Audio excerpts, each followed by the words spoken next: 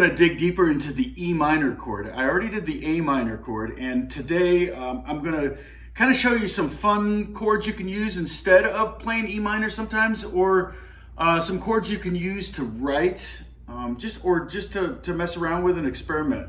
And so what I'm going to do is kind of what I did last time, and I'm going to give you probably more information than you need. But my hope is that you will start to absorb some of the music theory behind the notes in these chords. What I'm going to do is the diagram is going to be basically like this A minor one here, where I put the first numbers at the bottom are the fretting notes. The next numbers are the actual notes you're playing. And then the bottom row is the scale degree of those chord tones, okay? And that will help you ultimately in the long run start to understand chord theory a little bit better, and ultimately music a little bit better. The E minor chord occurs naturally in 3 different major keys. E minor is the 6th chord in the key of G, okay? It's the 2 chord in the key of D, and it's the 3 chord in the key of C.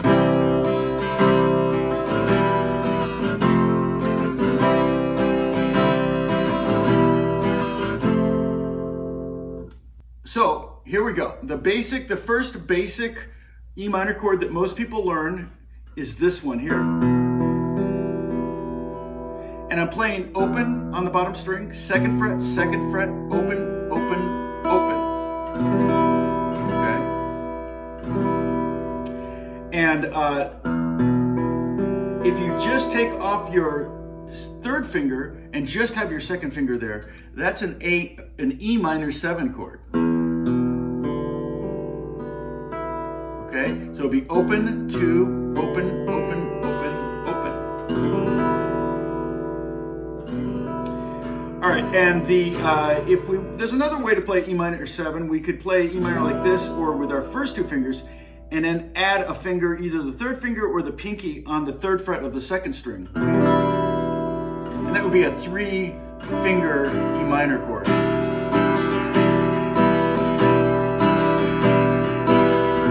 of like that one. Okay, now we did the E minor 7, which has a D in it. We could, in between the E minor and the E minor 7, we could play, instead of D, we could play D sharp, and we create this kind of E minor with a major 7th. It's kind of a spy chord. I'm going to show you the James Bond chord in a little bit. But that one's kind of cool. It could be used as a passing chord from E minor to E minor 7. Check this out. And then back again. Kind of cool, right? All right, let's see what other chords we have. If you play the E minor chord and you add your pinky on the top string at the same fret, at the 2nd fret, so you have 0, 2, 2, 0, 0, 0, that's an E minor 2nd. That F sharp is the 2nd of the chord. Another way I could play it, though, would be to play it this way. And this way is nice because it has the F sharp and the G right next to each other. So it kind of creates that dissonance, but when you put the rest of the chord around it, that dissonance kind of disappears. Isn't that great? So that's 0, 2, 4, 0, 0. E minor 2nd. I can make it an E minor 9th if I add the 7th. And one way to add the 7th would be to put, this is kind of a handful. This is going to be a tough one for beginners. Put your 2nd finger on the 3rd fret of the 2nd string, and you end up with 0, 2, 4, 0, 3, 0. Okay?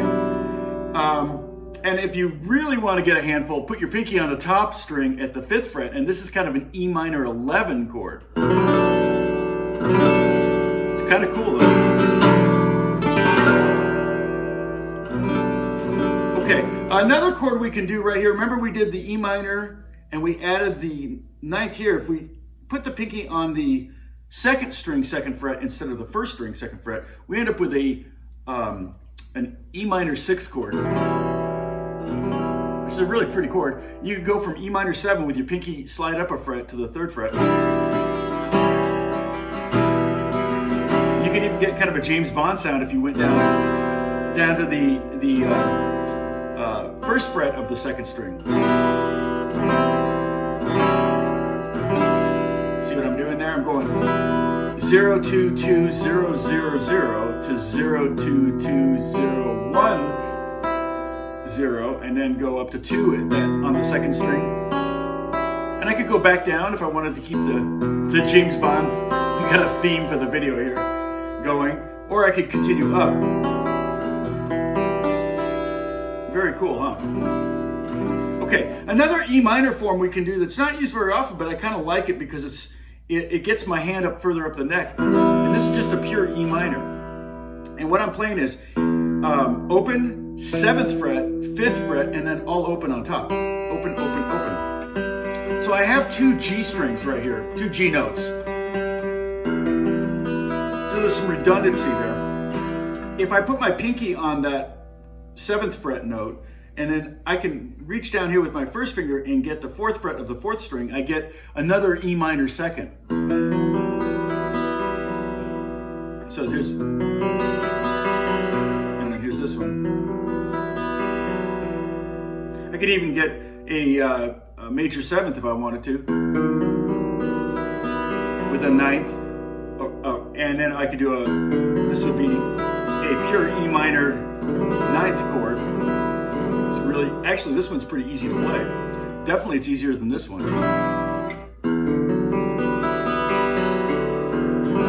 Okay.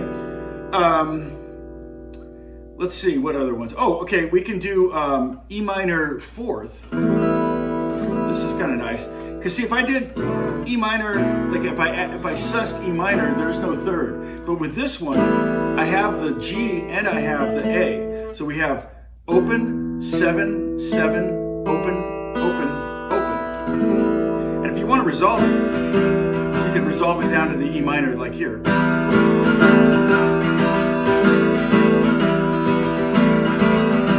Okay, another E minor chord you could do, this is kind of cool, is you could do a harmonic at the 12th fret, hit the low E string, and then hit the top 5 strings. And that's kind of like, you're familiar with that, that's from Yes and from Emerson, Lake and Palmer.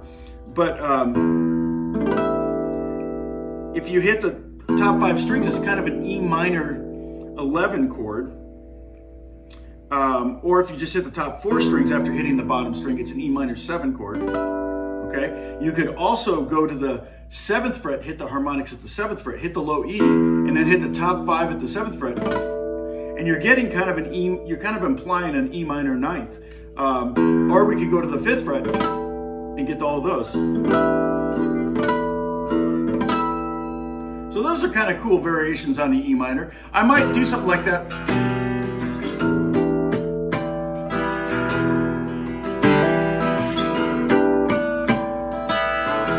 I might do something like that in the middle of a song that I was strumming, kind of sitting on an E minor chord. Okay, I'm going to show you the James Bond chord now. So check this out.